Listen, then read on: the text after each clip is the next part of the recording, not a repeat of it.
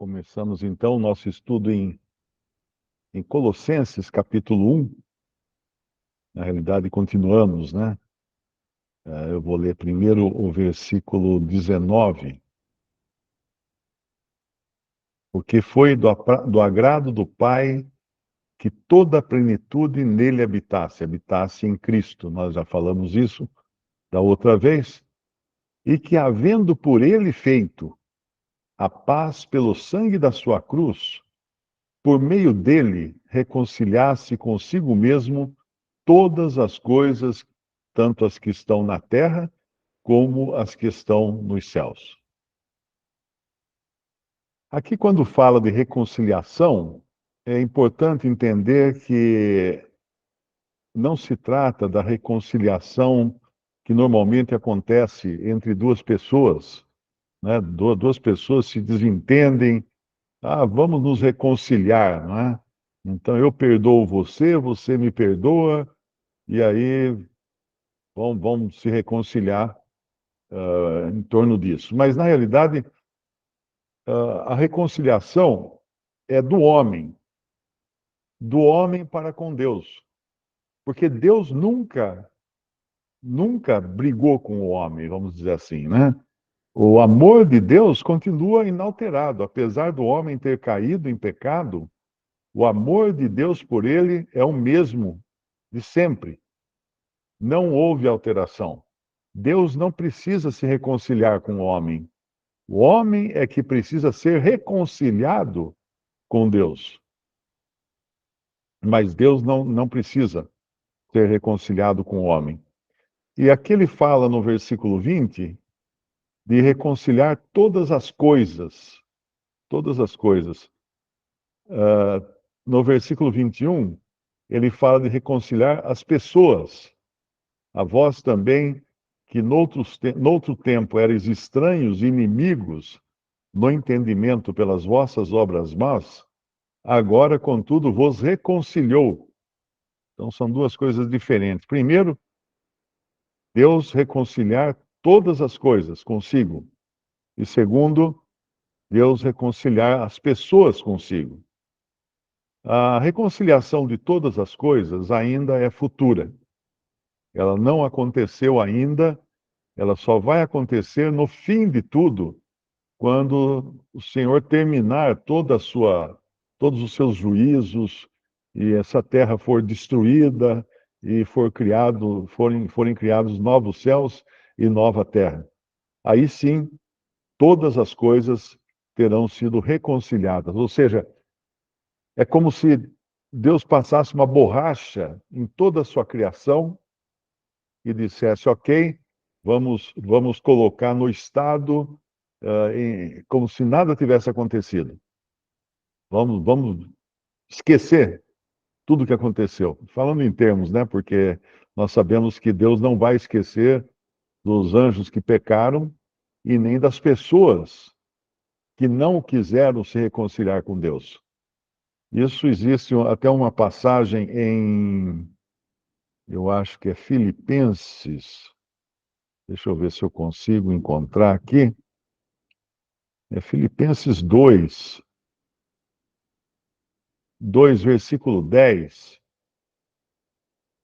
Diz assim: para que ao nome de Jesus se dobre todo o joelho dos que estão nos céus e na terra e debaixo da terra. Esse versículo aqui, o Darby traduz assim: para que ao nome de Jesus todo o joelho deverá dobrar dos seres celestiais, terrenos e infernais. Dos seres celestiais, terrenos e infernais. Ou seja, se aqueles que se convertem a Cristo são reconciliados com Deus, os que não se convertem a Cristo não são reconciliados com Deus.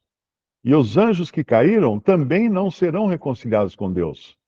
Mas vai haver um dia que, ao nome de Jesus, todo joelho se dobrará, seja dos que estão no céu, dos que estão na terra e dos que estão no lago de fogo. Haverá um dia em que todo joelho se dobrará, até os perdidos, até os que rejeitaram o perdão de Deus, rejeitaram a salvação, também dobrarão os joelhos, até os anjos caídos, até os demônios dobrarão os joelhos, porque Deus fará com que dobre os joelhos. Mas isso não significa que eles serão reconciliados. Algumas seitas usam esse versículo de Filipenses 2:10, que no português diz: para que ao nome de Jesus se dobre todo o joelho dos que estão nos céus e na terra e debaixo da terra, e toda língua confesse que Jesus Cristo é o Senhor, para a glória de Deus Pai. Algumas seitas usam esse versículo para dizer que no fim vai dar tudo certo, todo mundo vai ser salvo, os anjos caídos vão ser todos perdoados, Satanás vai se arrepender e ser restaurado. Então usam essa passagem, mas não, aqui está falando de todos os seres viventes que irão reconhecer que Cristo é Senhor, que é dele tudo, tudo vem dele e para ele. Então, no nosso capítulo, a reconciliação, portanto, será de todas as coisas, quando Deus passar uma borracha nessa criação e, e lançar novos céus e nova terra, e criar novos céus e nova terra, que são o estado eterno, né, que é chamado de estado eterno. Mas, enquanto isso, também essa é a reconciliação de todas as coisas. A reconciliação das pessoas é apenas para os que crerem em Cristo. Esses já estão reconciliados, né? Como ele fala aqui para os Colossenses, em Colossenses 1:21, a vós também, que noutro tempo erais estranhos e inimigos no entendimento de vós pelas vossas obras más, mas agora, contudo, vos reconciliou. Repare que isso é algo já feito, já é resolvido. Não é algo que não é uma promessa vazia. Ah, talvez vocês sejam reconciliados. Olha, se vocês se comportarem, vocês serão reconciliados. Não, não é nada disso. Para aquele que entendeu que a salvação é por graça e recebida somente pela fé em Cristo, esse sabe que a partir do momento em que creu no Senhor Jesus, já foi reconciliado com Deus. Não é mais inimigo de Deus. É um filho de Deus, da família de Deus. E antes eram estranhos, né, como fala no versículo 21, a vós também, que no outro tempo eres estranhos e inimigos no entendimento pelas vossas obras más, agora, contudo, vos reconciliou. Então, isso é algo já feito. Mas para que isso acontecesse, no versículo 22, nos fala no corpo da sua carne pela morte, para perante ele vos apresentar santos e irrepreensíveis e inculpáveis. Agora veja, quem é que vai apresentar os crentes em Cristo santos, irrepreensíveis e inculpáveis? É ele próprio. Ele próprio vai apresentá-los diante de Deus como pessoas sem qualquer mácula, sem qualquer mancha, porque com a sua morte ele limpou a ficha de todo pecador que creu nele. Então existem doutrinas que insistem que você precisa trabalhar a sua salvação, você precisa se arrepender todos os dias dos seus pecados, você precisa fazer boas obras para anular as suas más obras.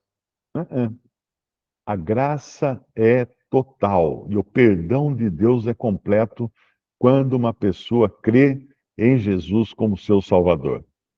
Então, é graças à obra feita no corpo da sua carne, no versículo 22, pela morte. É pela morte de Cristo que ele pode nos apresentar como santos, irrepreensíveis e inculpáveis. Pela morte. Anotem bem isso daí. Não é por uma vida, uma conduta sem defeito, sem qualquer falta. É pela morte de Cristo. Porque o crente em Cristo é já visto como tendo sido morto com ele. e agora está vivo com ele. O que mais que nós temos aqui? Lá em Hebreus, capítulo 2,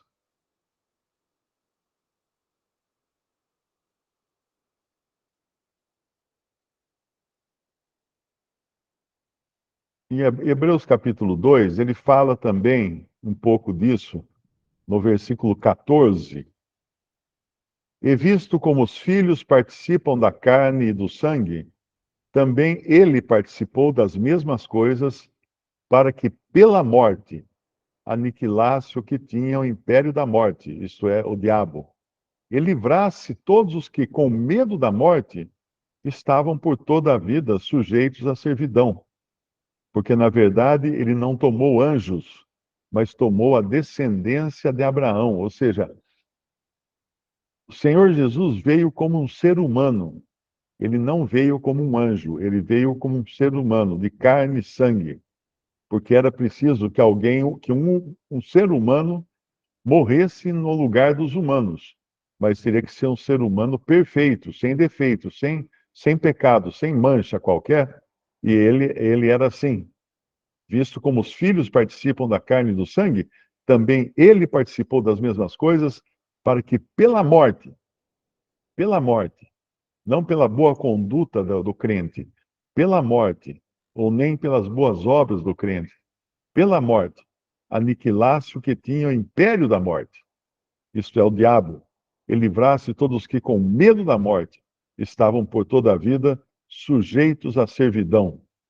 Então, essa obra de Cristo, ela é tremenda. Eu, às vezes, vejo pessoas insistirem tanto que a salvação é por boa conduta, que é por boas obras, que você precisa se manter salvo, se santificar.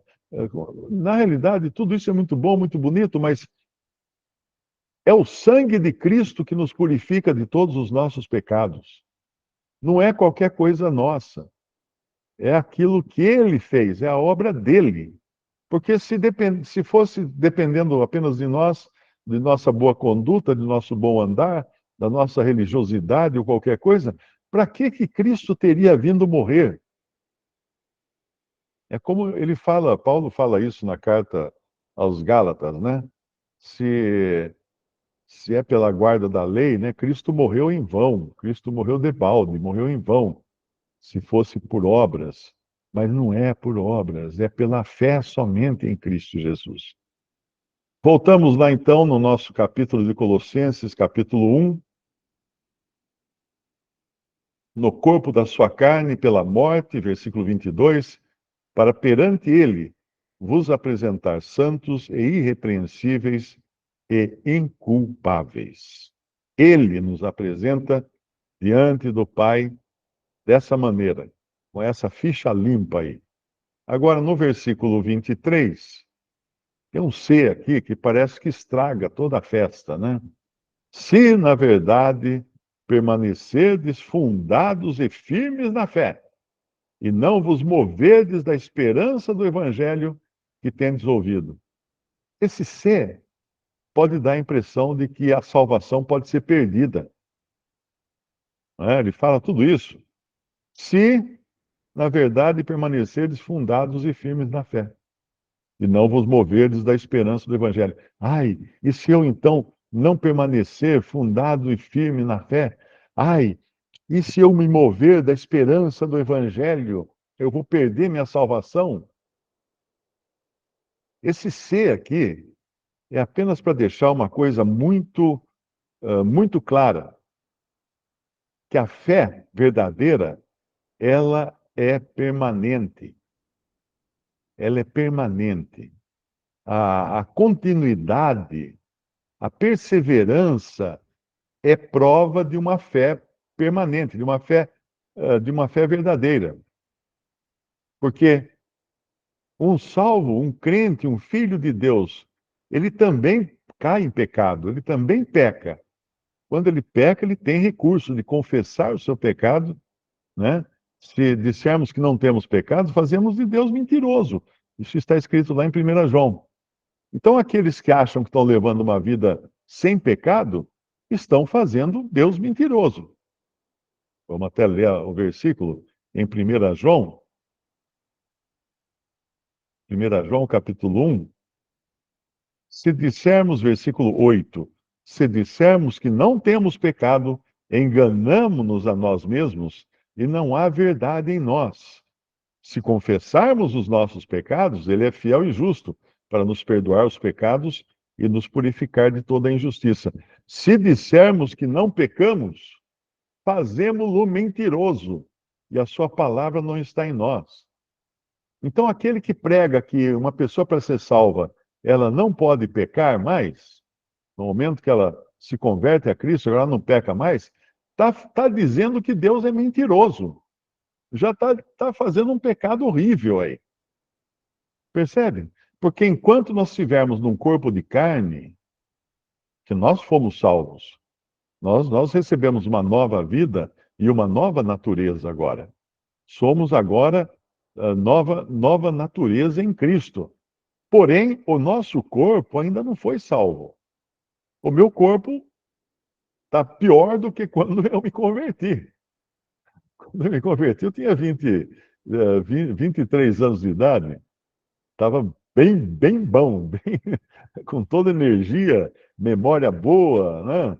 Saúde, um monte de coisa. Agora eu estou com 69. Então, qualquer pessoa que olha para um corpo que envelhece percebe que o corpo não foi salvo ainda.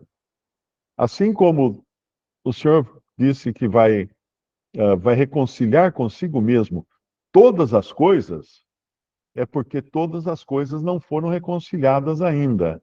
Isso vai acontecer quando ele passar a régua na criação toda e começar com novos céus e nova terra. Mas o salvo por Cristo, que crê em Jesus, este já foi reconciliado com Deus, como nós vimos nos versículos anteriores aí de Colossenses.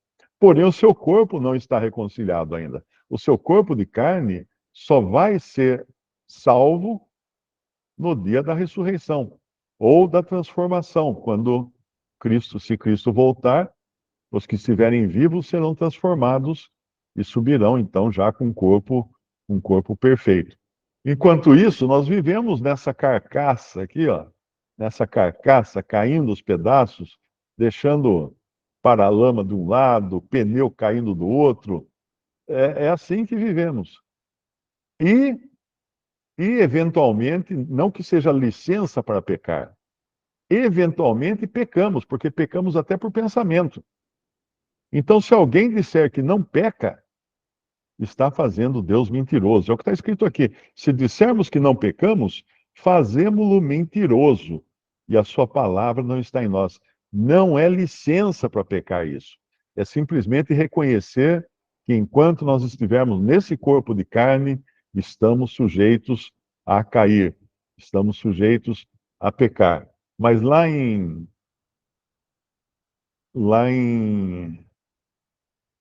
eu achar a passagem aqui. Lá em Provérbios 24, versículo 16, diz assim: porque 7 vezes cairá o justo e se levantará, mas os ímpios tropeçarão no mal. Então o justo, ele cai. O justo é aquele justificado por Deus, justificados pela fé, temos paz com Deus por nosso Senhor Jesus Cristo. Então o justo, ele cai 7 vezes, ou seja, número perfeito, número completo, mas ele se levanta. Ele se levanta. Essa é a característica. Os ímpios tropeçam no mal.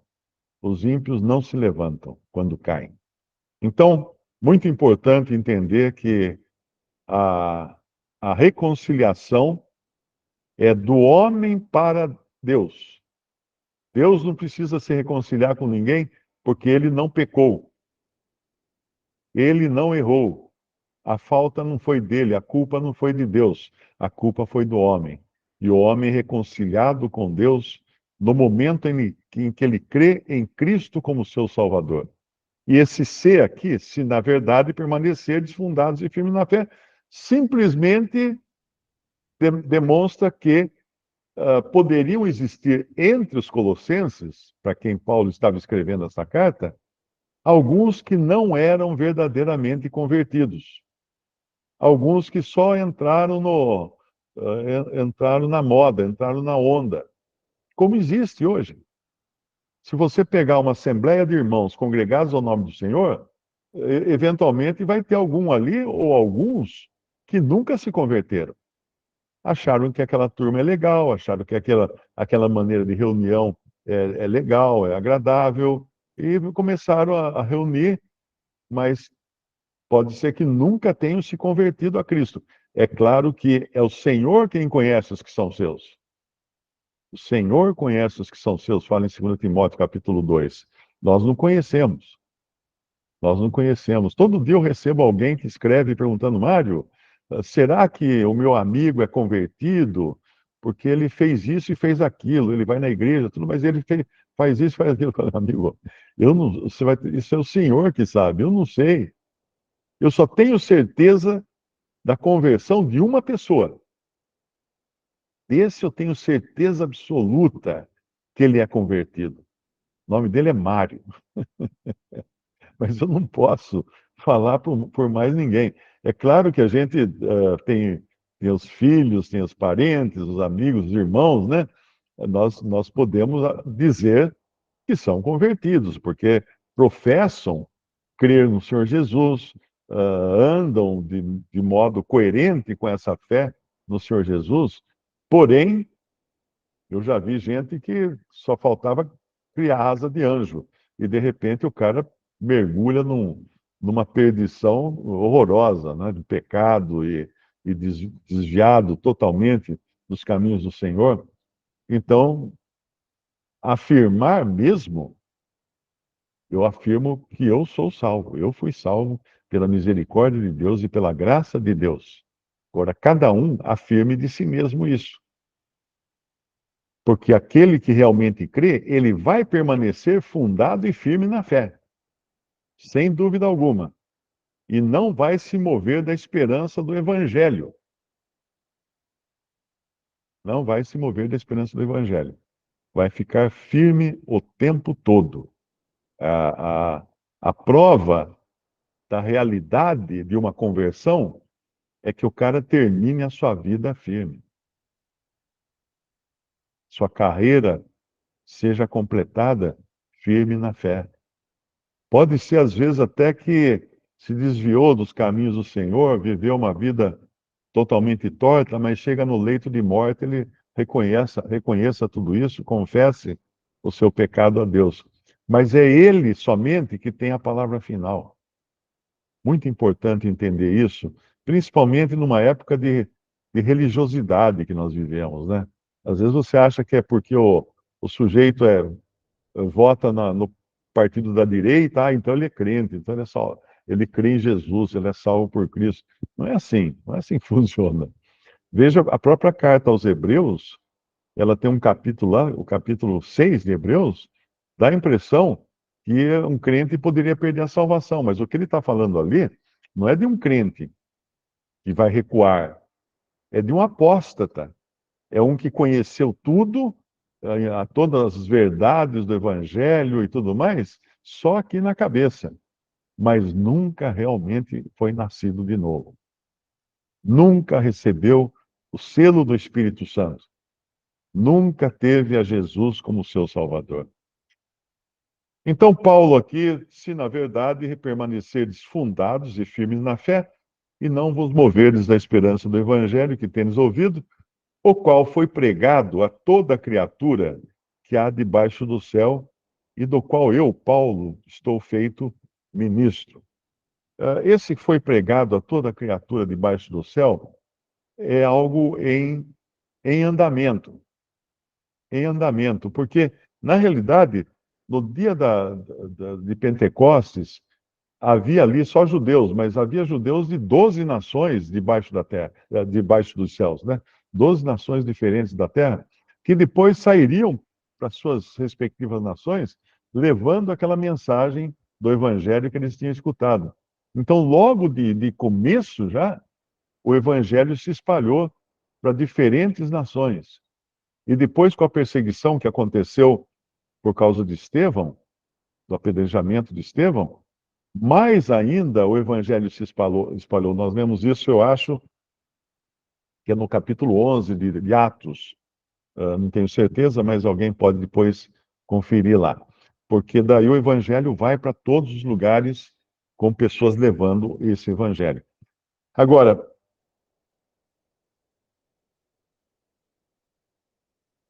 quando Paulo fala do qual eu, Paulo, estou feito ministro, a palavra ministro, ela tem um certo sentido que ficou deturpado pela maneira como foi usada, né? Nós temos os ministros,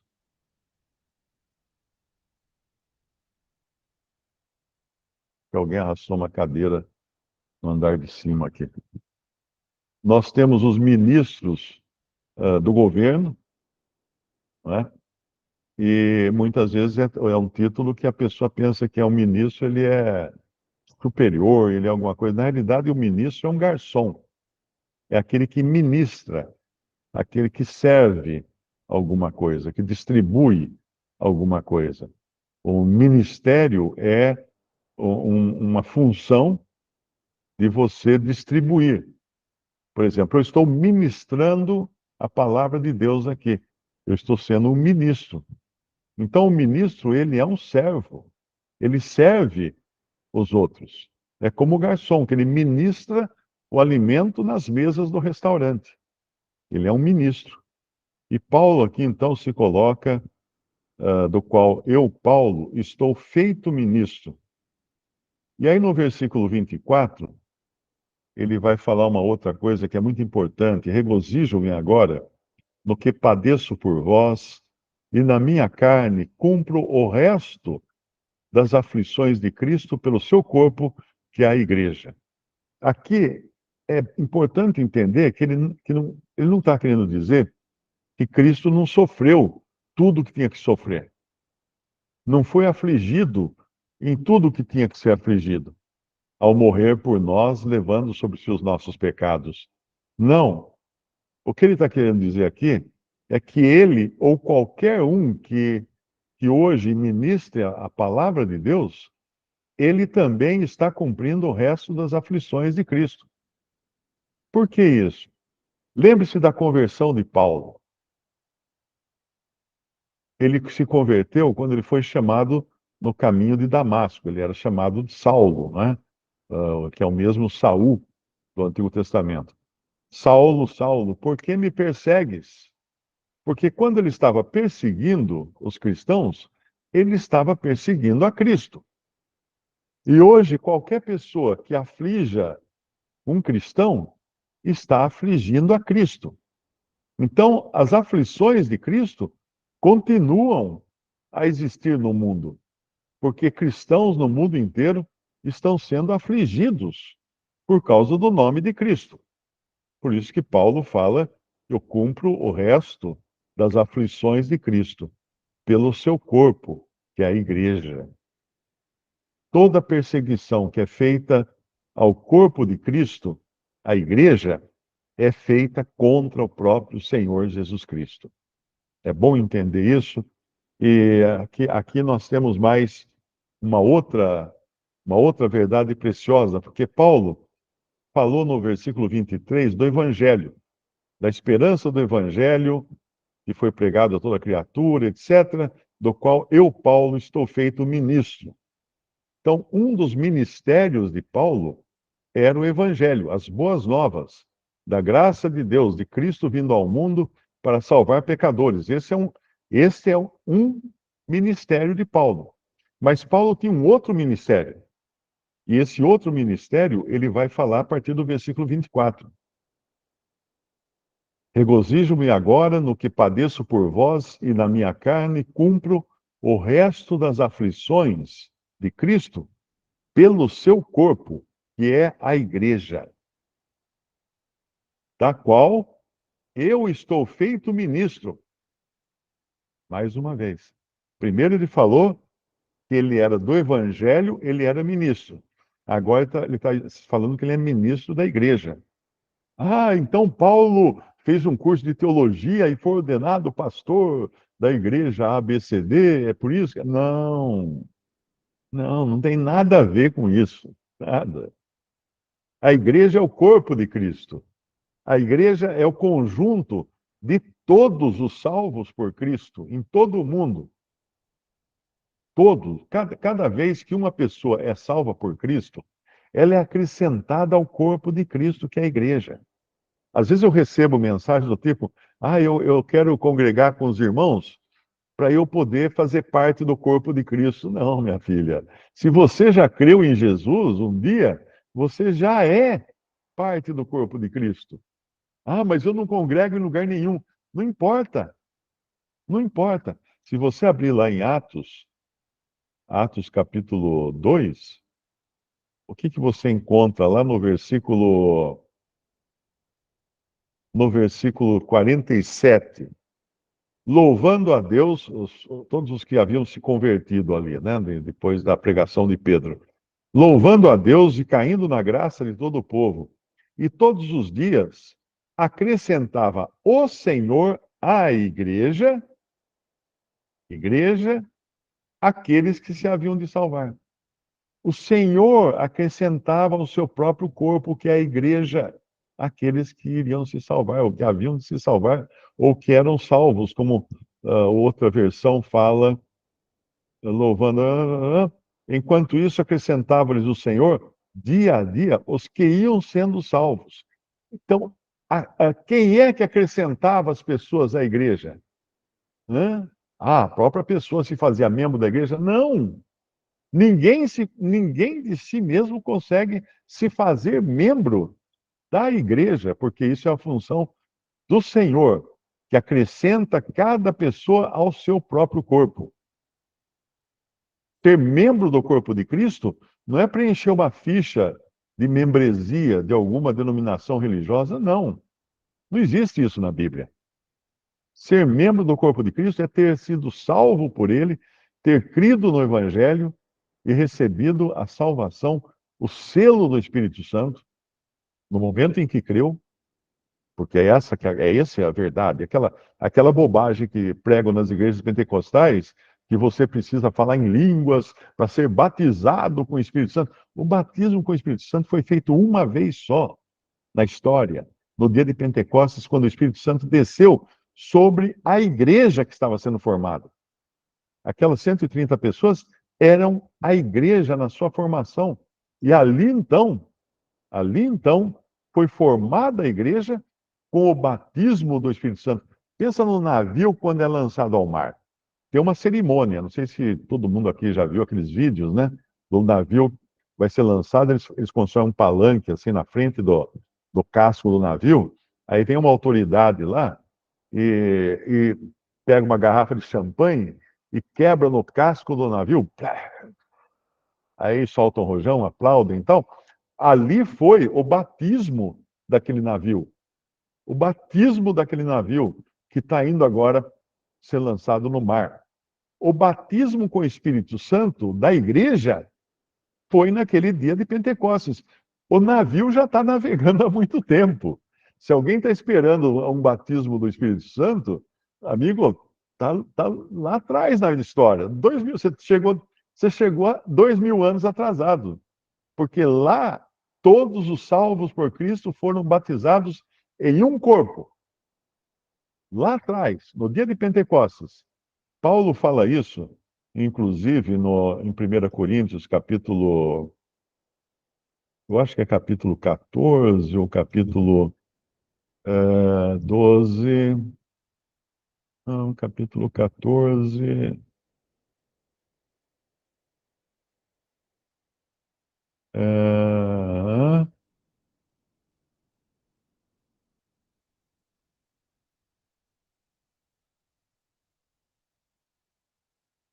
deixa eu usar a chave aqui para ver se...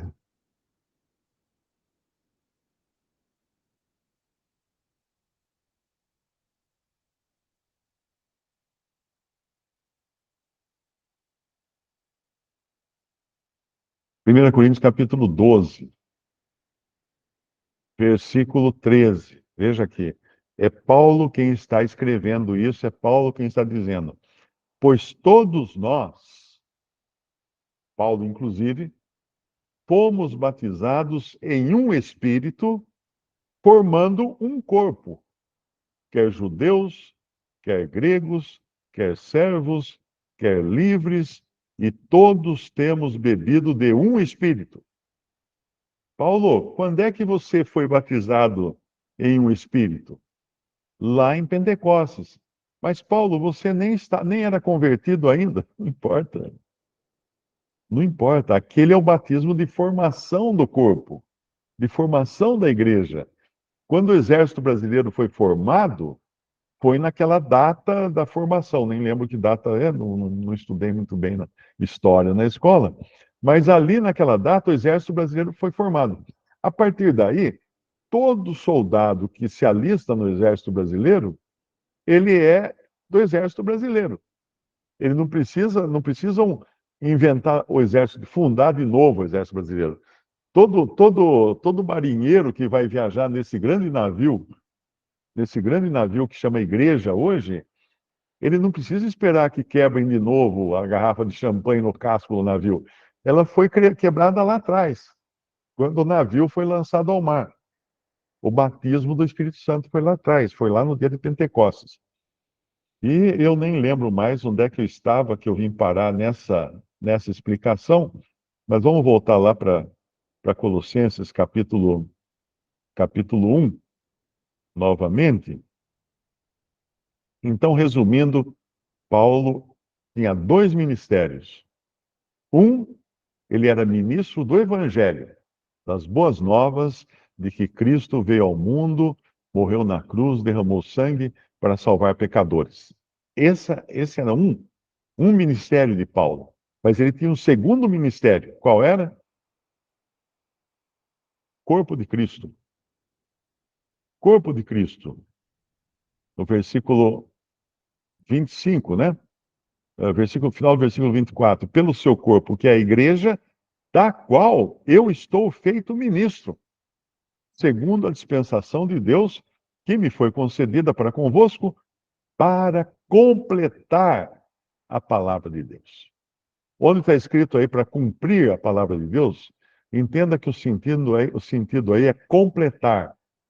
Porque de tudo que o Espírito Santo revelou, a única coisa, o único mistério que faltava ser revelado e foi revelado a Paulo era o mistério do corpo de Cristo.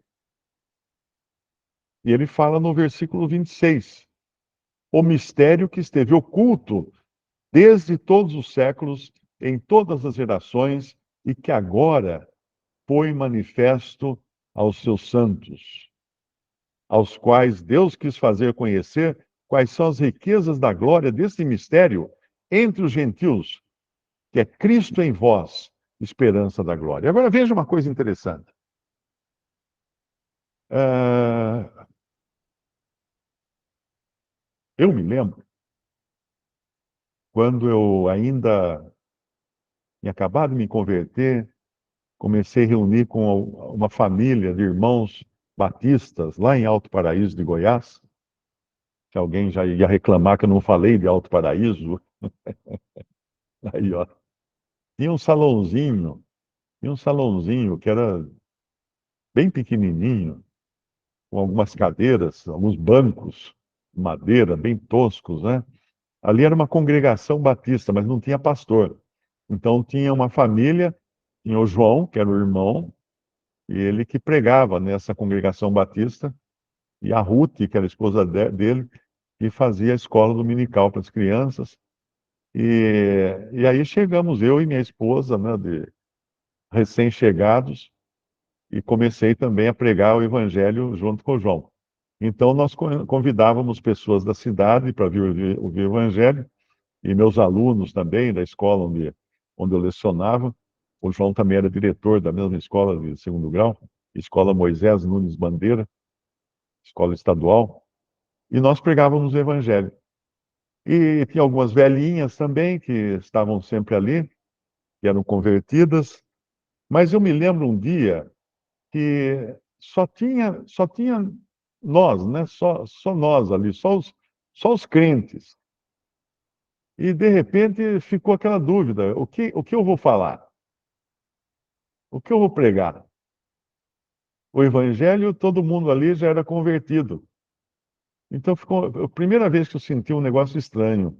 Eu disse, mas peraí, não tem mais nada, então? Acabou aí? É só pregar o evangelho e, no final, convidar quem quiser aceitar a Cristo, levante a mão, venha à frente. Era assim que a gente fazia, né? Que era o jeito denominacional de fazer, né? E aí caiu essa ficha. Puxa, mas será que só tem isso? Não tem mais nada?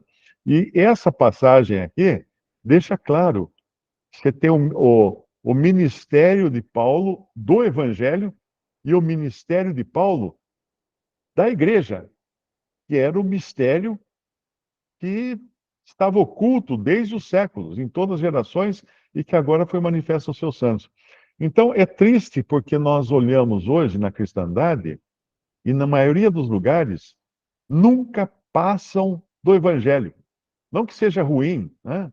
O Evangelho deve ser pregado, mas não é só o Evangelho. A, a, a mensagem completa vai além do Evangelho, inclui a igreja, o corpo de Cristo. Vamos ler de novo aqui? Pelo seu corpo, que é a igreja, versículo 24, da qual eu estou feito ministro. Antes ele falou que era ministro do Evangelho. Segundo a dispensação de Deus que me foi concedida para convosco, para completar a palavra de Deus. Porque sem o mistério da igreja, a palavra de Deus não está completa. O mistério que esteve oculto desde todos os séculos e em todas as gerações e que agora foi manifesto aos seus santos. Então, a mensagem completa que um crente tem para entregar ao mundo é o Evangelho e o mistério da igreja, do corpo de Cristo. Infelizmente, a maioria dos cristãos não sabe nem o que é isso. Você fala igreja e fala assim: você entende, tem na esquina ali uma torre, tem uma cruz em cima, a igreja da Nossa Senhora Aparecida, a igreja não sei o quê, ou é a igreja batista, ali tem a igreja presbiteriana. Não, filho. A igreja é o corpo de Cristo, é o conjunto de todos os salvos, é o mistério que esteve oculto desde os séculos, que nem os profetas do Antigo Testamento sabiam disso. E é algo tão especial que até mesmo os anjos, vamos achar a passagem aqui,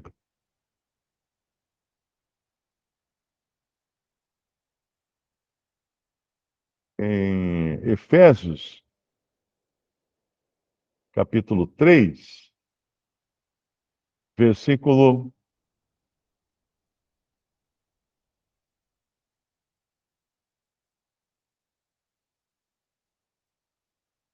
versículo 4. Por isso, quando ledes, podeis perceber a minha compreensão do mistério de Cristo, o qual, noutros séculos, não foi manifestado aos filhos dos homens, como agora tem sido revelado pelo Espírito aos seus santos apóstolos e profetas, profetas do Novo Testamento.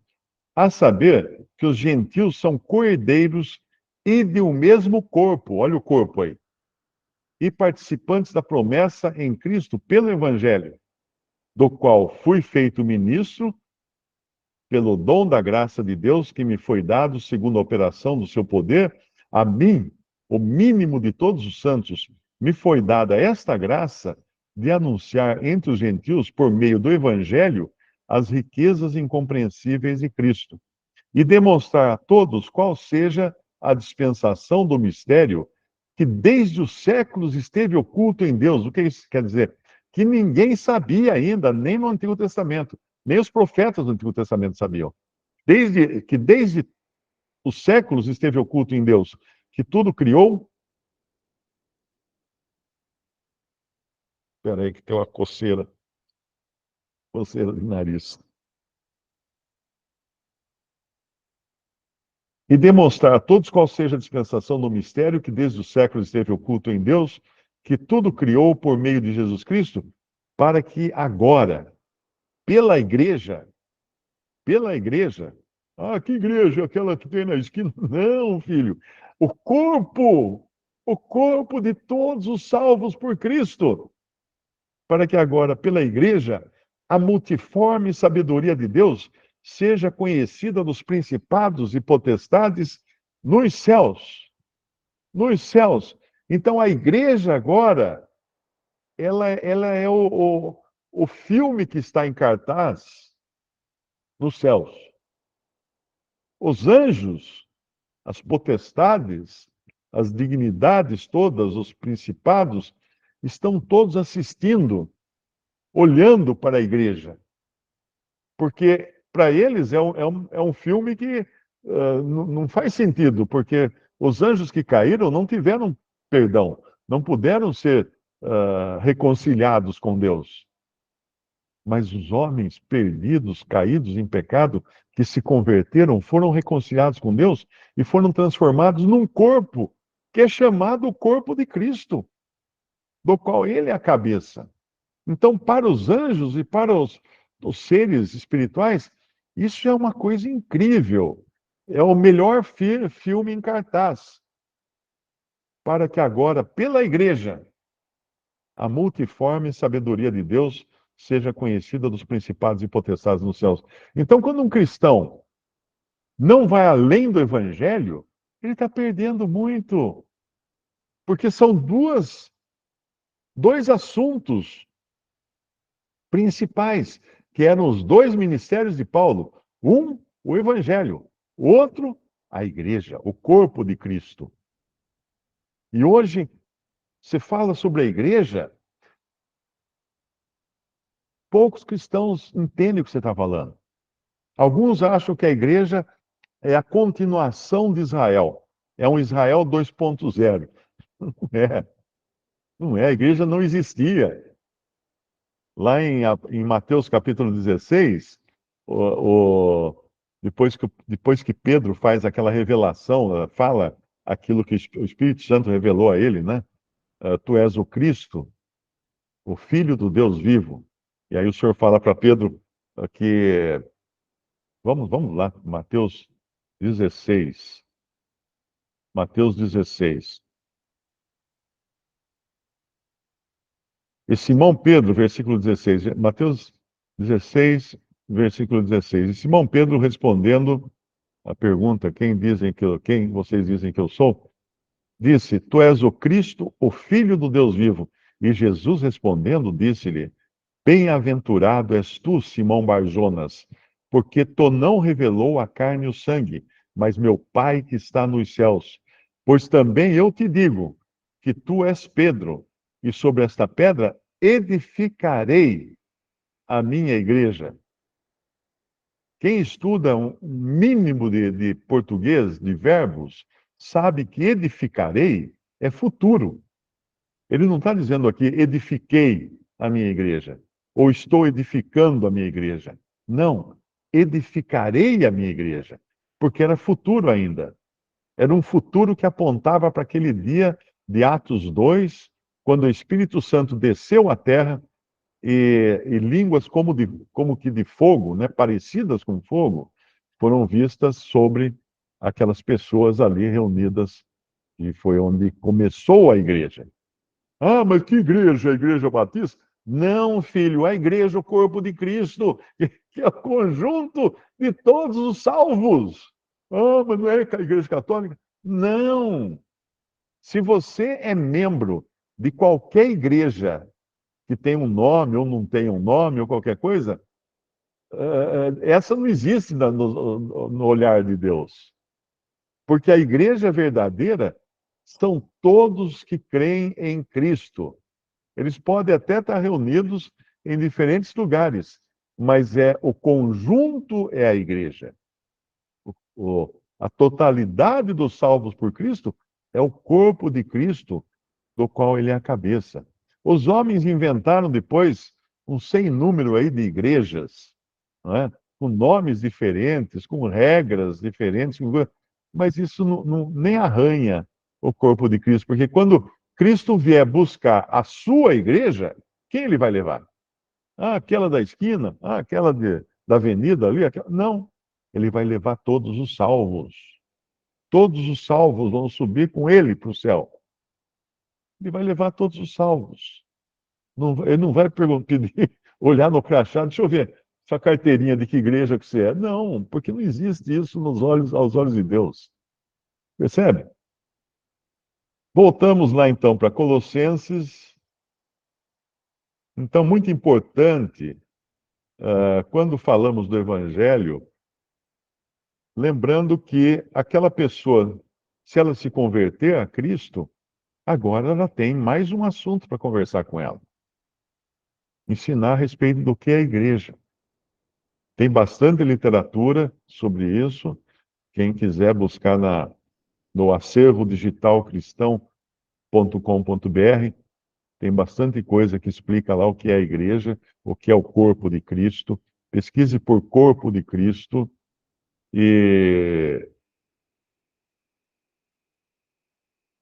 em Colossenses 1:26, o mistério que esteve oculto desde todos os séculos e em todas as gerações e que agora foi manifesto aos seus santos, aos quais Deus quis fazer conhecer quais são as riquezas da glória desse mistério. Que mistério?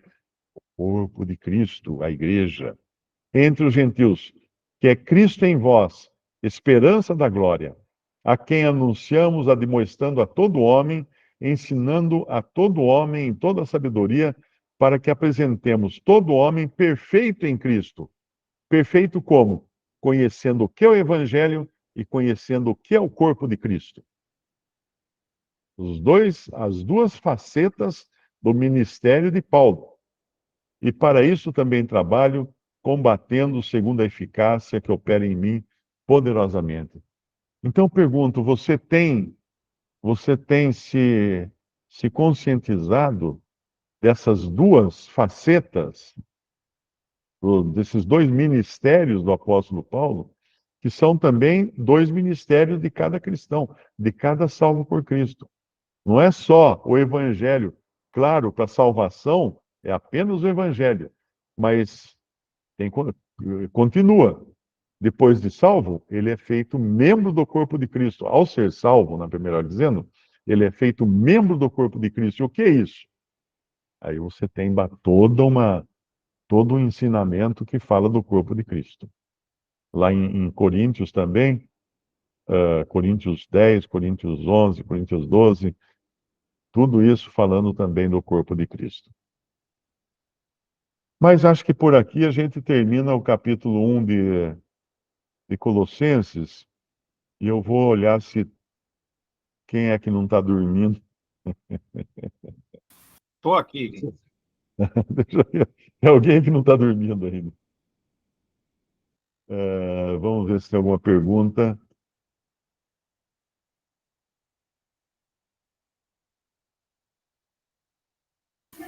Michel está dormindo. Deixa eu ver aqui. Ana Carolina escreveu: Hoje, a caminho do trabalho, no ônibus, um pregador falou um pouco da palavra de Deus, trouxe o testemunho pessoal de quando creu no Senhor Jesus, no leito de enfermidade, etc. Mas, infelizmente, terminou dizendo que para as pessoas visitarem uma igreja evangélica e ir na frente aceitar Jesus quando o pastor chamasse. Isso é um engano, né? Isso é engano. Isso é ensinado assim para dar poder àquele homem, aquele pastor, que é o padre, na verdade, é o antigo padre da Igreja Católica, que foi feito pastor das igrejas evangélicas, um homem à frente de uma reunião de cristãos. Não existe isso na Bíblia. Na Bíblia, a reunião dos cristãos, as pessoas se reúnem e o Espírito Santo usa aquele que ele quer para ministrar a palavra. A Rita pergunta: a pessoa que professa, ela sabe que não é salva? É, eu não entendi a pergunta. Vamos ver se alguém explica para mim. O Alexandre colocou um versículo muito importante aqui, que justamente disso tudo que eu estava falando. Em 1 Timóteo, capítulo 2, versículo 4, fala: o qual deseja, que Deus deseja, que todos os homens sejam salvos. Acabou aí? Não. E cheguem ao pleno conhecimento da verdade. Então, o pleno conhecimento da verdade não envolve apenas a salvação, que já é uma preciosidade muito grande, mas envolve todas as outras verdades, inclusive esse mistério que foi revelado a Paulo, que era a segunda parte do seu ministério. Um era o Evangelho, outro era o corpo de Cristo. Lusitânia Brito levantou a mão. Pois não, Boa noite, irmã Mária, tudo bem? tudo bem. Então, a pergunta da irmã Rita me deixou bastante curiosa também. Ela quis dizer assim: aquele que professa que é salvo, mas verdadeiramente não é, ele sabe que não é? Olha, aí não sei também. Se ele professa que é salvo, ele deve saber se é ou não, não é? Porque, na realidade, em 2 Timóteo, capítulo 2, diz: o Senhor conhece os que são seus. Então, eu não posso afirmar que a pessoa é ou não salva. Se ela professa que é salva, professa que creu em Jesus, que recebeu o perdão dos seus pecados e a vida eterna, eu devo aceitar, então, como um irmão em Cristo. Porém, o único que conhece o coração é o Senhor Jesus. É o único.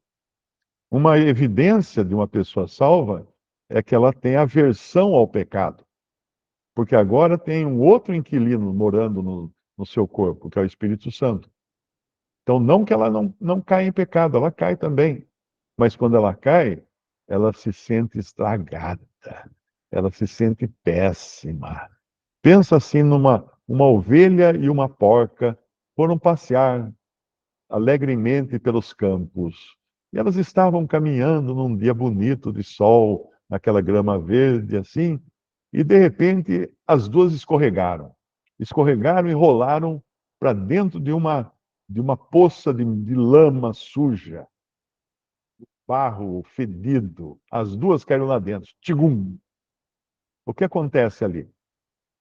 A ovelha, ela vai se sentir péssima, vai querer sair logo da lama e se enrolar na grama para limpar a sua lã, para voltar a ter a sua lã bem branquinha, bem limpinha.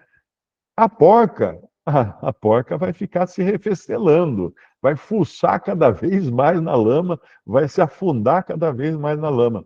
Então, essa é a diferença entre um verdadeiro salvo e um perdido. Não que o salvo não possa cair, pode cair também. O salvo cai 7 vezes, o justo cai 7 vezes e se levanta, não é? Então ele também está sujeito a cair, mas ele cai e passa muito mal quando cai. E essa é a diferença que faz. Mário tem uma dúvida sobre a profecia de Joel, que Pedro fala em Atos 2. Poderia comentar? Sim. Algumas profecias na Bíblia, elas não são realizadas imediatamente. Você tem uma profecia, por exemplo, lá no Antigo Testamento, eu não me lembro agora, não sei se é Isaías, onde é, que fala de Tiro. Tiro era uma cidade, uma ilha fortificada que existia, né, a cidade de Tiro. Ela existia uma parte no continente e outra parte na ilha. E a profecia dizia que ela seria destruída. Tiro seria destruída. Muito bem, aí foi lá, acho que Nabucodonosor, não sei quem foi, e destruiu a cidade continental. Derrubou tudo, acabou com a cidade. Porém, e pegou e não conseguiu destruir a parte da ilha, que fica bem em frente da cidade grande de Tiro. Não conseguiu. E a profecia falava que Tiro seria destruída. Mas a profecia também falava que Tiro seria destruída e as suas muralhas seriam lançadas no mar e se tornariam um enxugadouro de rede. Bom, 200 anos, eu acho, mais ou menos, depois que foi destruída a cidade, Alexandre o Grande quis destruir a tiro da ilha. Então ele veio com seus exércitos, daí era complicado, porque não conseguia chegar na ilha. Os barcos, quando iam chegar, recebiam pedrada da turma da ilha, né? Então o que que Alexandre fez? Mandou pegar as muralhas, as pedras das muralhas da cidade que estava no continente e fazer um caminho no mar para chegar até a ilha. E fizeram então esse caminho no mar, que existe até hoje, e invadiram a ilha. Aí se completou a profecia.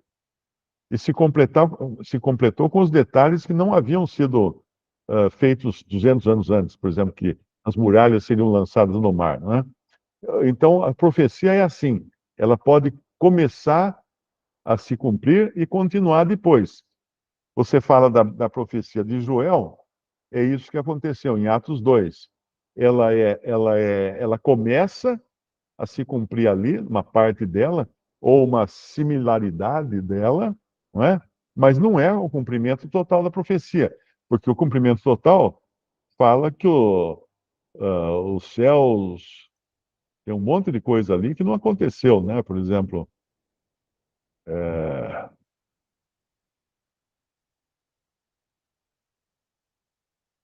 o que ele fala lá? O sol se converterá em trevas, a lua em sangue. Não aconteceu isso ainda. Vai acontecer, mas não aconteceu. Então, ele usou primeiro, os filhos e filhas vão profetizar, também não aconteceu. Isso vai acontecer depois, durante o milênio. Os jovens terão visões, vai ser depois também. Os velhos terão sonhos, também vai ser depois. Derramaria o Espírito sobre toda a carne, isso é depois. Então, Pedro deu um exemplo de uma profecia que ainda vai acontecer, mas que alguns elementos podiam ser vistos naquele momento ali no dia de Pentecostes. Ok? Ah,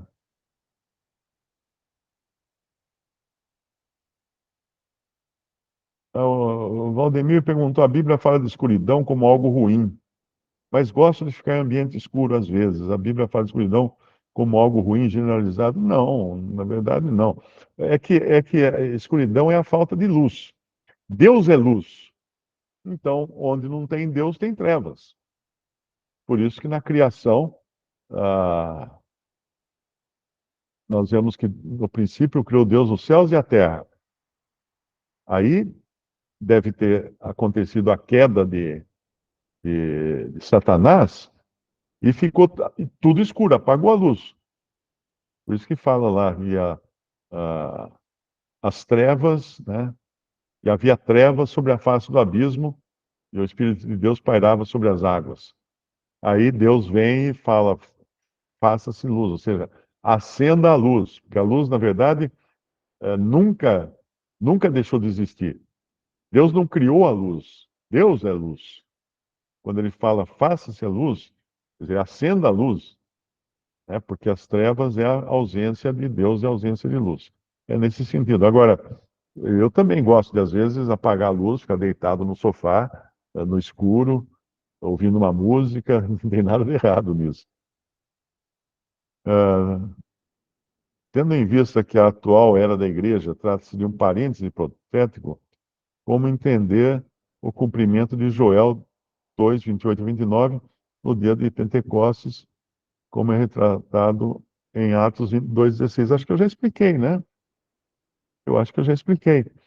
Pedro pegou essa profecia como ponto de partida para explicar o que estava acontecendo, mas não que a profecia inteira estaria se realizando ali naquele momento, porque o sol não escureceu, a lua não virou sangue, percebe?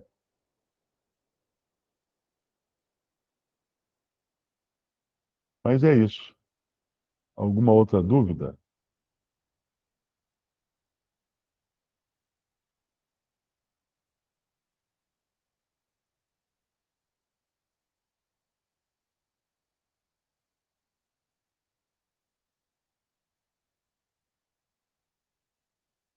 Alguém já pediu a pizza aí, não?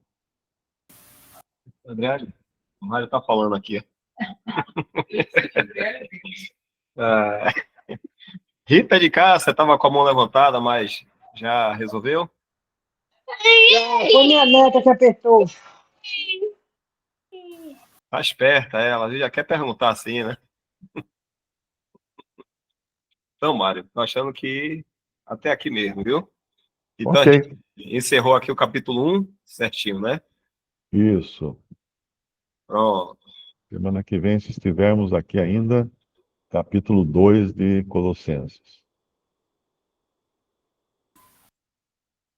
Pronto, Mário. Deixa aqui.